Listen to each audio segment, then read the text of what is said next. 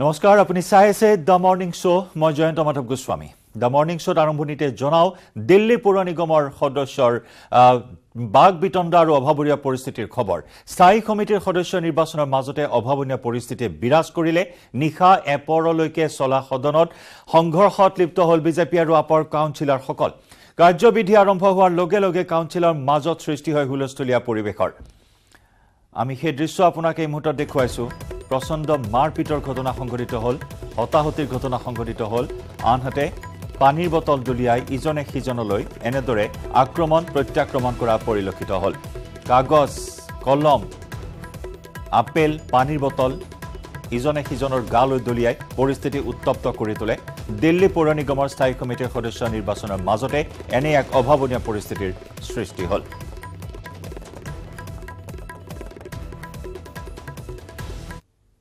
আমি এই দৃশ্য এইখিনি মুহূৰ্তত দেখুৱাইছো। दूसरी बात, मान लीजिए कि एक से वोटिंग शुरू होती है, फिर से 50 या 100 वोट डलने के बाद वो कह दे कि नहीं अब फिर से एक से शुरू कराओ, फिर से 50 वोट डलते हैं वो कहेंगे फिर से एक से शुरू कराओ, फिर 50 वोट डलेंगे वो कहेंगे फिर से एक से शुरू करवाओ। क्या आधार है कि 50 वोट जो डल चुके हैं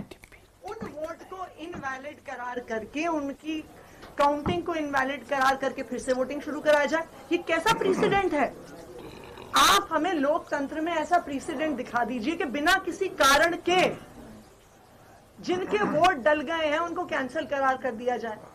इस आधार पर तो कभी भी चुनाव नहीं हो सकता, क्योंकि हर चुनाव के बीचों बीच भारतीय जनता पार्टी खड़ी होगी, 200 वोट के बाद करेगी नहीं जी अब एक से कराओ, अब फिर से एक से कराओ। तो बिल्कुल लोकतंत्र की धज्जियां उड़ा रही है बीजेपी। मेरी भारतीय जनता पार्टी से एक अपील है, दिल्ली की जनता के जनादेश को स्वीकार करिए। आपने 15 साल एमसीडी में शासन किया, अब दिल्ली की जनता ने आपको बाहर फेंक दिया है, आपको चुनाव हरा दिया है, आम आदमी पार्टी को भारी बहुमत से एमसीडी में जिताया है। अब एमसीडी में आम आदमी पार्टी की सरकार बनने दीजिए, 5 साल हमें काम करने दीजिए, यही लोकतंत्र है। अगर हम काम नहीं कर पाते हैं तो 5 साल बाद दिल्ली की जनता हमें निकाल के आपको फिर से चुन लेगी, आपको फिर से मौका मिलेगा। लेकिन दिल्ली की जनता के जनादेश को स्वीकार करिए और लोकतंत्र का सम्मान करिए। ये पॉइंट बोल सर, ये आई नहीं रहे क्या? ये दिल्ली का जो चुनाव हुआ था उसमें भी आप देखिए कि एमसीडी का जो चुनाव हुआ था उसमें साफ तौर पे लिखा हुआ है कि voters can now carry mobile to poll booths. Poll booths के ऊपर वोटर जो है वो मोबाइल ले जा सकता है। ये दिल्ली का जो निर्वाचन आयोग है जिसने एमसीडी का चुनाव संपन्न कराया था उसमें लिखा हुआ है। तो अगर ये कोई सिक्रेसी का वायलेशन होता तो चुनाव आयोग क्यों कहता भाई कि आप एमसीडी के चुनाव में अपना मोबाइल लेके जा सकते हैं? चुनाव आयोग को आपत्ति नहीं है, यहां जो चुने हुए पार्षद हैं उनको आप कह रहे हैं कि नहीं मोबाइल लेके नहीं जा सकते आप। और इसके पीछे के मनसा क्या है, मन में क्या है तुम्हारे? क्या चोर छुपा हुआ है आपके मन में, बताइए ना। एक आदमी अपना वोट देने गया, वोट दे के बाहर आ गया, उसने किसी को वोट दिखाया नहीं, उसने अपनी गोपनीयता को भंग नहीं किया वोट की, तो आपत्ति किस बात की है? मोबाइल लेके नहीं जाओगे, शर्ट पहन के नहीं जाओगे, टी शर्ट पहन के नहीं जाओगे, मतलब ये इसका कोई मतलब है? कहीं कोई एक्ट में लिखा हो, कहीं कोई किसी नियम का वायलेशन होता हो, बात समझ में आती है। कल के मुस्कुरा के नहीं जाओगे वोट देने के लिए, रोते हुए जाओगे, घुटने के बल जाओगे, ये कोई इसका मतलब है?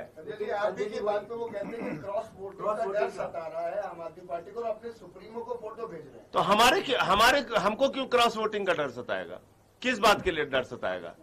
आपने देखा नहीं अब तक? मेयर में कह रहे थे हमारा बनेगा, बुरी तरह हार गए। डिप्टी मेयर हमारा बनेगा, बुरी तरीके से हार गए। एल्डरमैन को वोट करा लो, सुप्रीम कोर्ट ने तमाचा मारा। इनकी किस बात पे आप लोगों को भरोसा करने? आप लोग बताइए किस बात पे भरोसा कर लिया जाए? किसी एक बात पे बताइए जिस पे भरोसा कर ले। और ये वही भारतीय जनता पार्टी है जो एक हफ्ते पहले कह रही थी आम आदमी पार्टी ने उनके पार्षद खरीद लिए हैं। ये भी आप याद रखिए। तो ये बिल्कुल स्पष्ट है कि भारतीय जनता पार्टी चुनाव कराना ही नहीं चाहती। वो या तो कहे कि हमने उनके खरीदे, अब वो कह रहे हैं उन्होंने हमारे खरीदे। भाई एक चीज तो डिसाइड करिए, रोज रोज आप नए बहाने।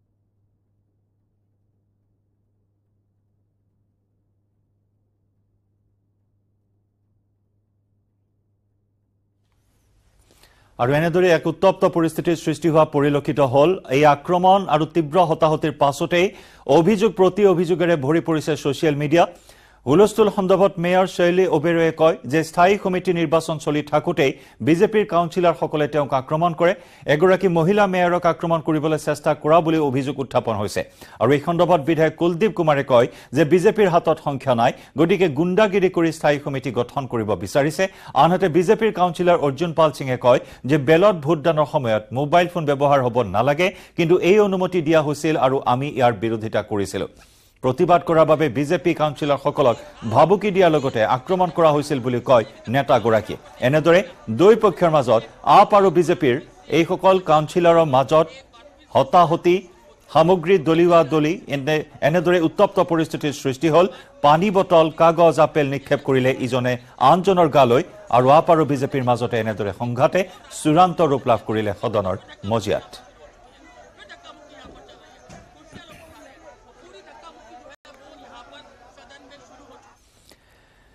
এবাৰ জনাব বিচাৰিছো দুৰ্ঘটনাৰ এটা খবৰ। ডিব্ৰুগড়ৰ চৌকিডিঙিত পথ দুৰ্ঘটনা, নিয়ন্ত্ৰণ হেৰুৱাই দুৰ্ঘটনাগ্ৰস্ত হ'ল দুখনকৈ বিলাসী বাহন। প্ৰথমে বিদ্যুতৰ খুঁটাত খুন্দা এখন স্কৰ্পিঅ' বাহনৰ আৰু তাৰ পিছতে নিয়ন্ত্ৰণ হেৰুৱাই পথৰ নলাত সোমাল কিয়া ছনেট বাহন। এই দুৰ্ঘটনাত ছাত্ৰীসহ আহত হৈছে দুজন। ডিব্ৰুগড় সাহিত্য সভাৰ ভৱনৰ সন্মুখৰ লীলা গগৈ পথত এই দুৰ্ঘটনা সংঘটিত হয়।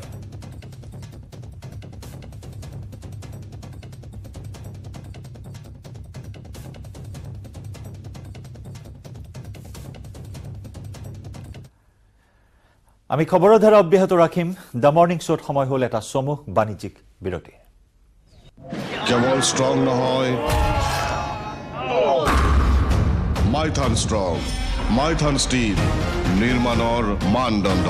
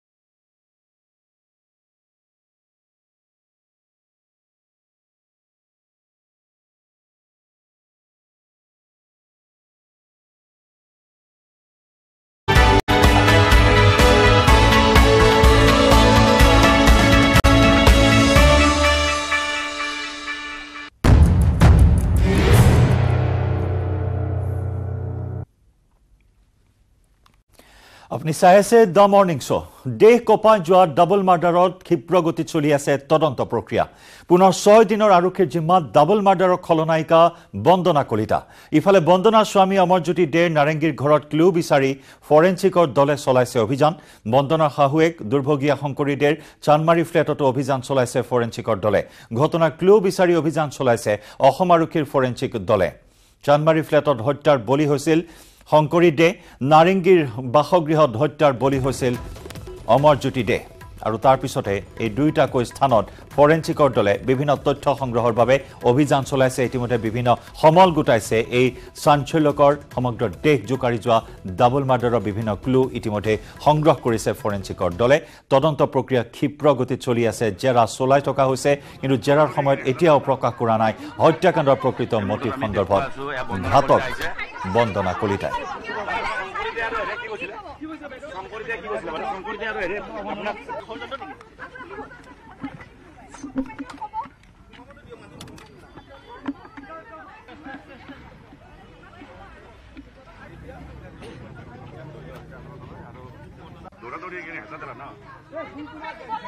মুহূৰ্তত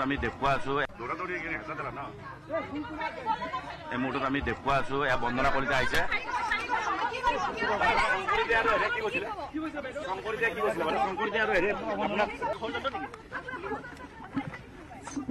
CGM আদালতলৈ লৈ যোৱাৰ মুহূৰ্তত বন্দনা কলিতা সংবাদকৰ্মীসকলে প্ৰশ্ন কৰিছিল কিন্তু কোনো এটা প্ৰশ্নৰে উত্তৰ দিয়া নাছিল ভাৱলেখহীনভাৱে আদালতলৈ গৈছিল বন্দনা কলিতাই তিল মানুহ মুখত অনুশোচনাৰ চাপ পৰিলক্ষিত নহল বন্দনা কলিতাৰ কাৰণ বিগত 6-7 মাহ ধৰি এটা বিন্দাস জীৱন কটাইছিল বন্দনা কলিতাই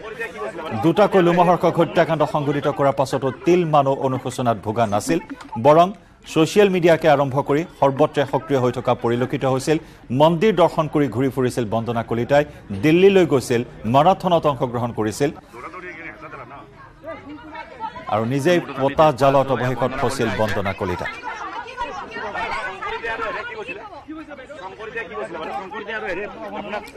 আৰু ইফালে এই তদন্ত প্ৰক্ৰিয়া চলি থকাৰ সময়তে এটা নতুন দিশ পোহৰলৈ আহিছে আৰক্ষীৰ তদন্তত এই দিশ পোহৰলৈ আহিছে অভিযুক্ত বন্দনা কলিতাৰ বাসগৃহৰ পৰা সন্ধানহীন হৈ আছে এজন ভাড়াতীয়া ছাত্ৰ এই ছাত্ৰজনৰ সন্ধান এতিয়াও লাভ কৰিব পৰা হোৱা নাই বিগত 5 দিন ধৰি সন্ধান নাই বন্দনাৰ ভাড়া ঘৰত থকা ছাত্ৰজনৰ আৰক্ষীৰ তদন্ত প্ৰক্ৰিয়া আৰম্ভ হোৱাৰ দিনাৰ পৰাই অৰ্থাৎ বন্দনা গ্ৰেপ্তাৰ কৰাৰ দিনাৰ পৰাই সন্ধান নাই ছাত্ৰজনে ক'ত আত্মগোপন কৰি আছে কি অন্তৰ্ধান হ'ল ছাত্ৰজন তাকে লৈ এই মুহূৰ্তত ৰহস্যৰ সৃষ্টি হৈছে অৱশ্যে ছাত্ৰজনৰ পৰিচয় সন্দৰ্ভত আৰক্ষীয়ে কোনো কথা এতিয়াও প্ৰকাশ কৰা নাই ইতিমধ্যে আৰক্ষীয়ে তথ্য সংগ্ৰহ কৰিছে ছাত্ৰজনৰ সন্দৰ্ভত অনুসন্ধান চলাই আছে কিন্তু ছাত্ৰজনৰ পৰিচয় এতিয়াও ৰাজহুৱা কৰা হোৱা নাই আৰু এই ছাত্ৰজনৰ এই ৰহস্যজনক স্থিতিক লৈ এতিয়া যথেষ্ট ৰহস্যৰ সৃষ্টি হৈছে সমগ্ৰ বিষয়টো এই হত্যাকাণ্ডত ছাত্ৰজনৰো কেনেবাকৈ হাত আছে নেকি বা ছাত্ৰজনো অৱগত আছিল নেকি ইত্যাদি বিভিন্ন প্ৰশ্নৰ এই মুহূৰ্তত উদয় হৈছে আৰক্ষীৰ অনুসন্ধানত পৰ্যায়ক্ৰমে এই সমূহ দিশ উন্মোচিত হ'ব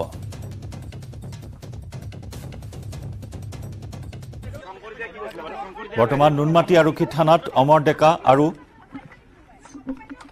অৰূপ ডেকা আৰু ধন্তি ডেকাক জেৰা চলাই থকা হৈছে কি কাৰণত এই হত্যাকাণ্ড সংঘটিত হ'ল এই হত্যাকাণ্ডত দুয়োজনে কেনেভাৱে সহযোগ কৰিছিল বন্দনা কলিতাক সকলো দিশৰ বাবে বৰ্তমান জেৰা চলাই থকা হৈছে আনহাতে পানবজাৰ মহিলা আৰক্ষী থানাত বন্দনা কলিতাক মাৰাথন জেৰা চলাই থকা হৈছে আৰু বন্দনা কলিতাৰ কৰ্মকাণ্ডত ইতিমধ্যে হতভম্ব হৈছে আৰক্ষীও আনকি মহিলা আৰক্ষীসকলো হতভম্ব হৈছে বন্দনা কলিতাৰ আচৰণ প্ৰত্যক্ষ কৰি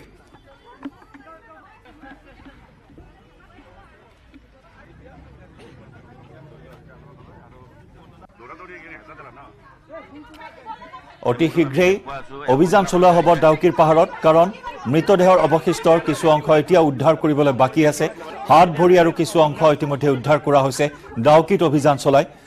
আৰু বাকিখিনি অংশ উদ্ধাৰ কৰিবৰ বাবে অতি শীঘ্ৰেই পুনৰ অভিযান চলোৱাৰ সম্ভাৱনা আছে কাৰণ এতিয়াও কিছু অংশ উদ্ধাৰ কৰিবলৈ বাকী আছে বিভিন্ন স্থানত মৃতদেহ পেলাই দিয়াৰ সন্দেহ কৰা হৈছে আৰক্ষীক বিপথে পৰিচালিত কৰাৰ চেষ্টা চলাই থকা বুলিও ইতিমধ্যে জানিব পৰা হৈছে আৰক্ষীৰ জেৰাত বিভিন্ন সময়ত সুৰ সলনি কৰিছে বন্দনা কলিতাই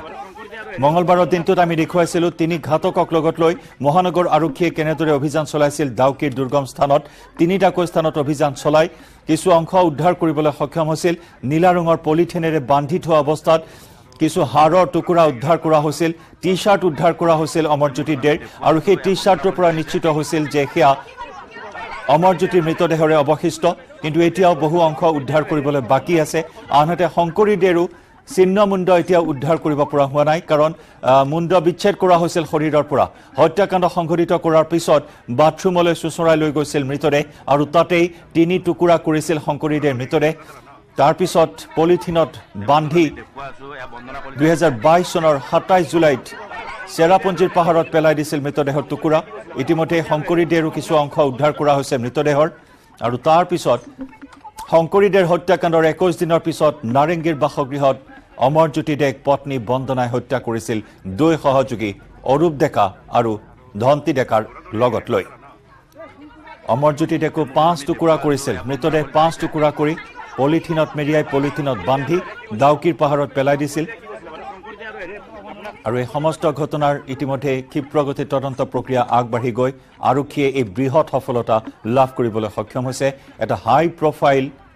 হত্যাকাণ্ড শীতল মস্তিষ্কৰে বন্দনাই ভাড়াঘৰত ব্লুপ্ৰিণ্ট প্ৰস্তুত কৰিছিল এই হত্যাকাণ্ডৰ যি হত্যাকাণ্ডত সহযোগ কৰিছিল অৰূপ ডেকা আৰু অবৈধ প্ৰেমিক ধন্তি ডেকাই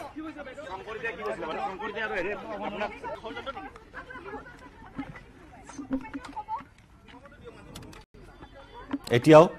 বন্দনা কলিতাৰ মুখৰ পৰা আৰক্ষী উলিয়াব পৰা নাই হত্যাকাণ্ডৰ মটিভ বাৰে বাৰে সুৰ খলাইছে বাৰে বাৰে গল্প খলাইছে বন্দনা কলিতাই আৰু যাৰ বাবে দুই সহযোগী অৰূপ ডেকা আৰু ধন্তি ডেকাৰ মুখৰ পৰা হত্যাকাণ্ডৰ প্ৰকৃত কাৰণ উদ্ঘাটন কৰিবৰ বাবে আৰক্ষীয়ে জেৰা চলাই আছে ইতিমধ্যে আমি উল্লেখ কৰিছো নুনমাটি আৰক্ষী থানাত জেৰা চলাই থকা হৈছে আৰু ইফালে পানবজাৰ মহিলা আৰক্ষী থানাত বন্দনা কলিতাৰ জেৰা অব্যাহত আছে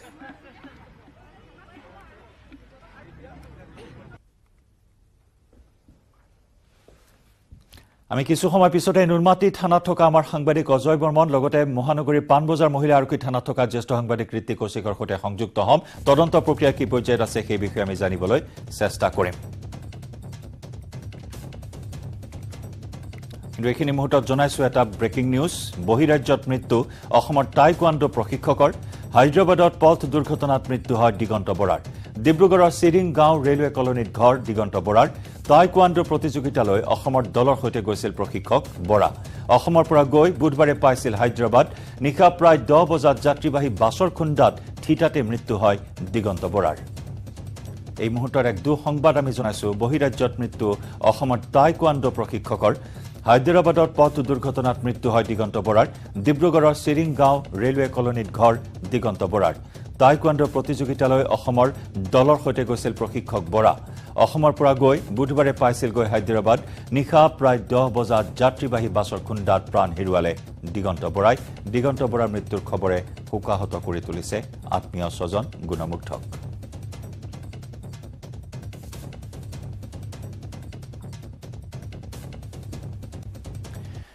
নিশা মহানগৰীত বতাহ বৰষুণত ভাঙিল G20 বৃহৎ আদৰণি তোৰণ হোটেল ৰেডিশ্যন ব্লুৰ সন্মুখত লগোৱা হৈছিল তোৰণখন সামান্য বতাহ বৰষুণতে সম্পূৰ্ণৰূপে ভাগি গ'ল তোৰণখন বহু সময় ধৰি বন্ধ হৈ পৰে হোটেলখনৰ প্ৰৱেশ পথ বতাহ বৰষুণত এনেদৰে ভাগি পৰিল G20 বৃহৎ আদৰণি তোৰণ হোটেল ৰেডিশ্যন ব্লুৰ সন্মুখত লগোৱা হৈছিল তোৰণখন সামান্য বতাহ বৰষুণতে সম্পূৰ্ণৰূপে ভাগি পৰিল তোৰণখন বহু সময় ধৰি বন্ধ হৈ আছিল হোটেলখনৰ প্ৰৱেশ পথ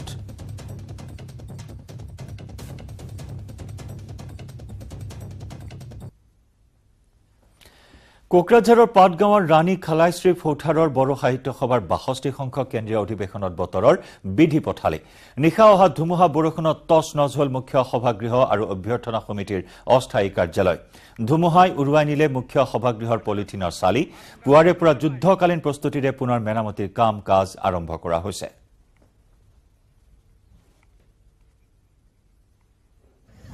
যোৱা ৰাতি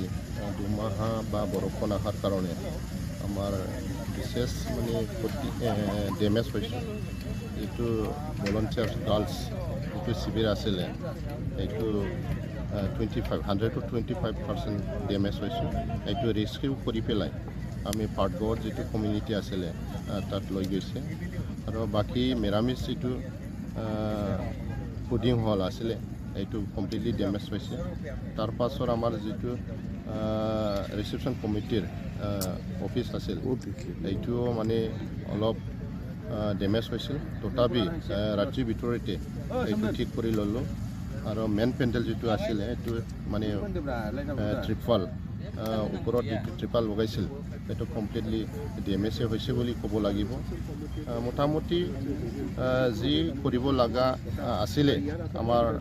ৰিসেপশন কমিটিৰ পৰা এইটো দিনে ৰাতি আমি কৰি আছো যেটো মেন প্ৰগ্ৰাম সেন্ট্ৰেল প্ৰগ্ৰামটো খালি 24 তাৰিখৰ পৰা হ'ব এইটোৰ কাৰণে 24 তাৰিখত আগত আজি যেটো হ'ব লগা আছিলে যে মুকুলি ইনগ্ৰেট প্ৰগ্ৰাম আছিলে এইটো মানে পিছুৱাই পেলাই আমি আবেলি 3টাত লৈ গলো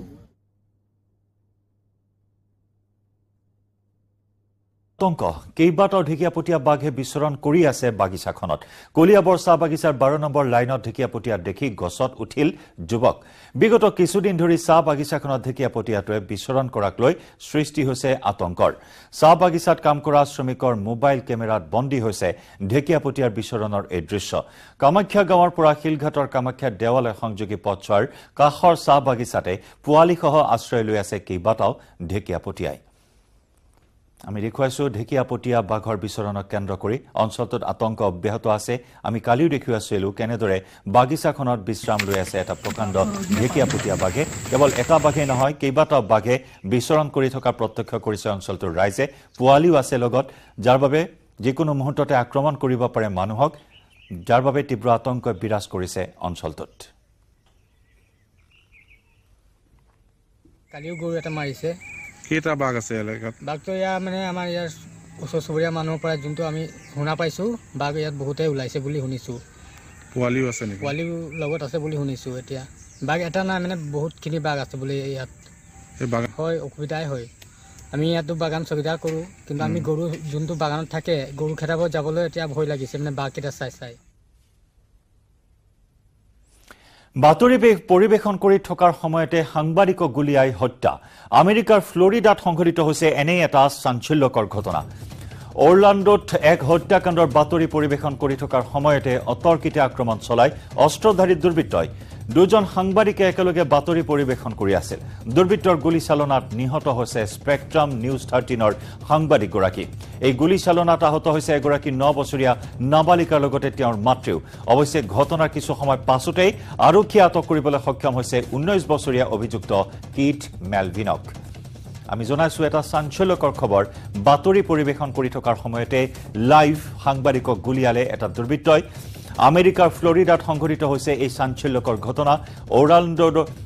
অৰ্লাণ্ডোত এক হত্যাকাণ্ডৰ বাতৰি পৰিবেশন কৰি থকাৰ সময়তে অতৰ্কিতে আক্ৰমণ চলাই অস্ত্ৰধাৰী দুৰ্বৃত্তই দুজন সাংবাদিকে একেলগে বাতৰি পৰিবেশন কৰি আছিল দুৰ্বৃত্তৰ গুলীচালনাত থিতাতে নিহত হৈছে স্পেক্ট্ৰাম নিউজ 13ৰ সাংবাদিকগৰাকী এই গুলীচালনাত আহত হৈছে এগৰাকী 9 বছৰীয়া নাবালিকাৰ লগতে তেওঁৰ মাতৃও অৱশ্যে ঘটনাৰ কিছু সময় পাছতে আৰক্ষীয়ে কৰায়ত্ব কৰিবলৈ সক্ষম হৈছে 19 বছৰীয়া অভিযুক্ত কিট মেলভিনক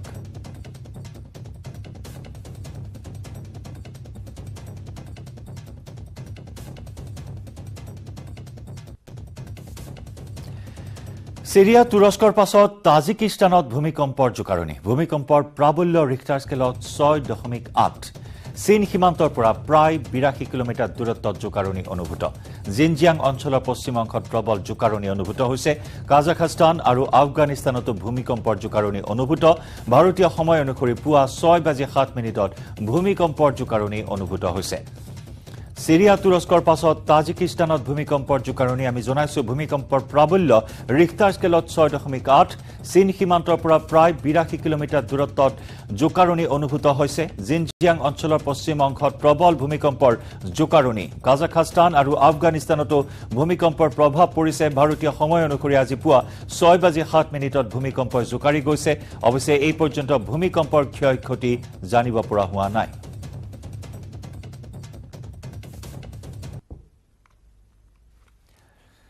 The Morning Show পৰৱৰ্তী অংশলৈ যোৱাৰ পূৰ্বে লৈছো আন এটি সমূহ বাণিজ্যিক বিৰতি